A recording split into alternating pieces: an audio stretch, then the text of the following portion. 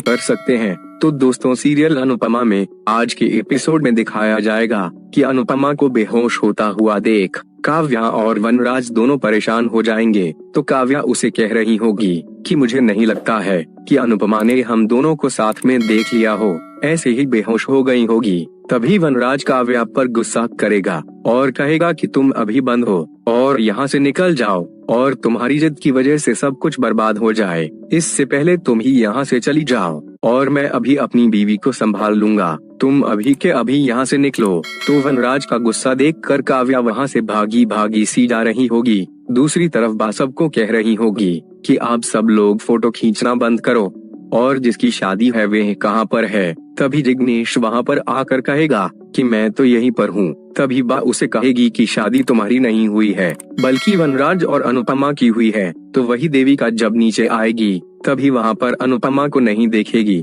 तो वे अनुपमा को बुलाने के लिए जा रही होगी। दूसरी तरफ काव्या खुद से कह रही होगी कि अनुपमा को कुछ हो गया तो, अगर उसने किसी को बता दिया तो, अगर उसे होश आ गया तो क्या करेगी पता नहीं। तो वही वनराज अनुपमा को उठाने की कोशिश कर रहा होगा, फिर कहेगा कि मैं अभी पानी लेकर आता हूँ। बाद में को खड़ा होने जाएगा, तभी उसकी पीठ में दर्द होने लगेगा। तो वही काव्या जब जा रही होगी तभी वह देविका के साथ टकरा जाएगी। तो देविका उसे कहेगी कि तुम ठीक तो हो, लेकिन काव्या उसे कहेगी हाँ मैं ठीक हूँ। वो कहकर वहाँ से चली जाएगी।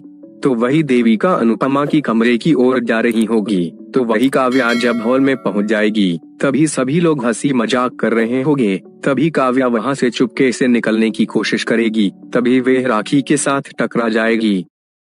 तो राखी उसे कहेगी कि तू ठीक तो है और तुझे देखकर तो ऐसा क्यों लग रहा है कि तूने कोई भूत देख लिया हो या तुम्हारी कोई चोरी पकड़ी गई हो। फिर उसके गले में एक गुलाब की पंखुड़ी होगी, वह ले लेगी, लेकिन काव्या उसका जवाब ही नहीं देगी और वहाँ से दौड़ती हुई चली जाएगी। तभी राखी मन ही मन कह रही होगी कि पूरे घर में तो येलो फ्लावर्स थे, लेकिन यह रेड फ्लावर कहाँ से आई। फिर वे कहेगी कि रोज पैडल तो सुहाग रात के बीच में होती है और आई होप कि जो मैं सोच रही हूँ वे सच हो, ताकि मुझे जल और परितोष की सगाई तोड़ने का मौका मिल जाए।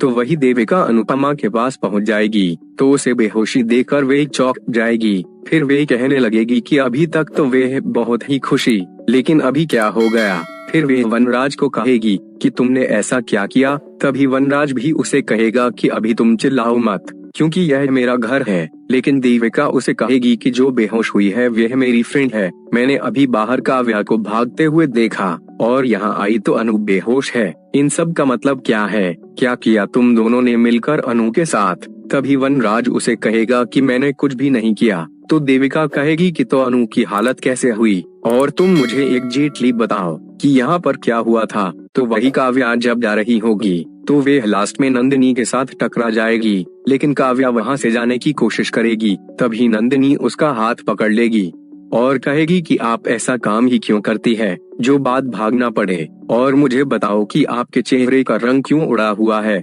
आप मुझे बताओ। तब घर के अंदर देविका की चिल्लाने की आवाज आ रही होगी और सबको अंदर बुला रही होगी। यह सुनते ही नंदिनी भी वहाँ से अंदर चली आएगी। तो वही नीचे सभी चौंक जाएंगे। तो वही काव्या को दौड़ते हुए राखी देख लेगी और खुद से कह रही होगी कि अब मेरी विश पूरी हो गई। तो वही सभी लोग रूम में पहुंच जाएंगे और कह रहे होंगे कि क्या हुआ इसे। तभी संजय भाई और समर दोनों वनराज को कह रहे होंगे कि आप बताइए कि क्या हुआ है। फिर संजय, जो आया है वो जाएगा भी, बस मर्जी हमारी होगी। संजय भाई कहेंगे कि मैं अभी डॉक्टर को फोन करता हूँ। तो वही समर कह रहा होगा कि मम्मी आप एक बार आँख खोल दो। तभी वनराज को कहेगी कि तू पुतले की तरह खड़ा क्यों है, बता कि बहू को क्या हुआ था, तुझे कुछ पता है। तभी देविका कहेगी कि मुझे भी नहीं पता, जब मैं यहाँ पर आई तो अनुपमा बेहोश थी और इस कमरे में क्या हुआ था वह तो सिर्फ वनराज ही बता सकता है। ये सुनते ही तोशुआ और नंदिनी वनराज के सामने घूरने लगेंगे। तभी समर कहेगा कि पापा आपने मम्मी पर गुस्सा किया होगा और चिल्लाया होगा, आज के दिन तो आप ऐसा मत किया होता। तभी वनराज उसे कहेगा कि समर तुम यह मत भूलो कि तुम अपने बाप के साथ बात कर रहे हो। तभी तो शुभी कहेगा कि तो आप एक बाप बनकर ही जवाब दे दीजिएगा कि मम्मी को क्या हुआ है। तभी बा कहेगी कि आप सब लोग मेरे बेटे के पीछे क्यों पड़े हो। शादी का दिन था, भाग दौड़ थी और उसमें नाच गाना भी चला, तो बहुत थक गई होगी और उसे चक्कर आ गया होगा। तभी समर उसे कहेगा कि मेरी मम्मी थकने वालों में से नहीं है, वे दिन रात काम करती है, आज तक उसने उठ तक भी नहीं किया। बात कुछ और ही है जो पापा हमसे छुपा रहे हैं। तभी देविका भी कहेगी कि मुझे भी ऐसा ही लगता है। तभी अनुपमा की माँ हाथ जोड़कर वनराज को कह रही होगी कि दामाद जी, मेरी बेटी की खुशी सिर्फ उसके लिए नहीं बल्कि आपके साथ भी जुड़ी हुई है। बड़ी सी बड़ी बात वो सह लेती है, फिर आज ऐसी कौन सी बात हो गई जो मेरे अनु बर्दाश्त नहीं कर पाए, इसलिए आप बताइए कि ऐसा क्या हुआ। तभी जिग्नेश मामा भी कहेगा कि सब लोग तुझे पूछ रहे हैं आखिर हुआ क्या। फिर बापूजी भी गुस्सा करेंगे और कहेंगे कि वनराज तुम जवाब दो। तभी वनराज उसे कहेगा कि मैंने अनु को कुछ भी नहीं कहा है और ना ही कुछ किया है, मैं तो बाथरूम में था और जब वहाँ से निकला तब अनुपमा यहाँ पर बेहोश पड़ी हुई थी और मैं उसे उठाने लगा, तब तक तो देविका भी यहाँ पर आ गई थी। बाद में आप सब लोग भी यहाँ पर आ गए, मैंने कुछ भी नहीं किया है। तो वही तो शिव को भी शक हो जाएगा कि हमने तो काव्या को सभी जगह पर ढूंढा था लेकिन वे कहीं पर नहीं मिली थी। दूसरी तरफ समर बहुत ही ज्यादा रो रहा होगा और उनकी मम्मी को कह रहा होगा कि प्लीज आप एक बार उठ जाइए। तभी वहाँ पर डॉक्टर आ जाएगी, फिर अनुपमा को चेक करने लगेगी। तभी समर और तो शिव कहेगा कि मेरी मम्मी को कुछ नहीं हुआ है ना। तभी डॉक्टर उसे बताएंगे कि बीपी स्लो डाउन हो जाने की वजह से वे बेहोश हो गई है, मैं इन्हें इंजेक्शन दे देती हूँ और कुछ दवाई भी लिख देती हूँ। तभी बाबूजी कहेंगे कि इंजेक्शन देने के बाद तो सब कुछ ठीक हो जाएगा ना। तभी डॉक्टर बताएगी कि 24 घंटे के बाद ही हमें पता चलेगा, क्योंकि ऐसे अचानक बीपी लो हो जाना अच्छी बात नहीं है। मुझे लगता है कि इन्हें कोई मेजर शॉक लगा होगा, कुछ यहाँ पर हुआ था।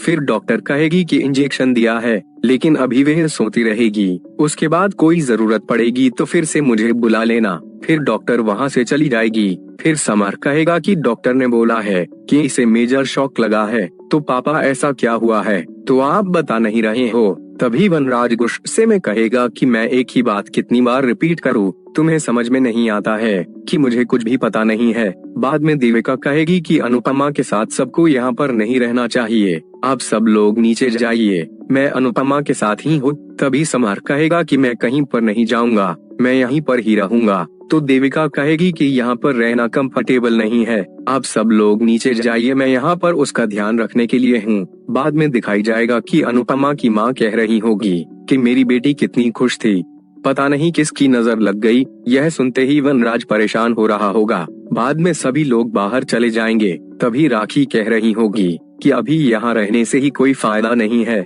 तभी बा कहेगी कि अगर तमाशा होता तो तुम तो कहीं पर नहीं जाती, इसलिए अभी फीका लग रहा होगा। तो वहीं केजल राखी को कहेगी कि मैं यहीं पर रुकती हूँ। तभी राखी मन ही मन कह रही होगी कि कैसी नालायक बेटी पैदा कर रखी है मैंने, बड़ी नौकरानी बिस्तर पर पड़ गई है तो इसकी जगह लेने के लिए मरी जा रही है। फिर केजल कहेगी कि मैं अपनी फैमिली के साथ साथ ही रहना चाहती हूँ। तो राखी कहेगी कि तो अच्छा है, मैं जाती हूँ और तुम्हारे लिए कार में भेज देती हूँ। बाद में बा कह रही होगी कि मुझे तो पहले से ही पता चल गया था, क्योंकि पहले मेहंदी, बाद में मंगलसूत्र, फिर अनुपमा का बेहोश होना, मुझे पता ही नहीं चलता कि हमारे घर में खुशियाँ क्यों नहीं टिकती है। तभी केजल बा के पास आकर उसे कह रही होगी कि मम्मा को कुछ भी नहीं होगा, वे जल्दी ठीक हो जाएगी।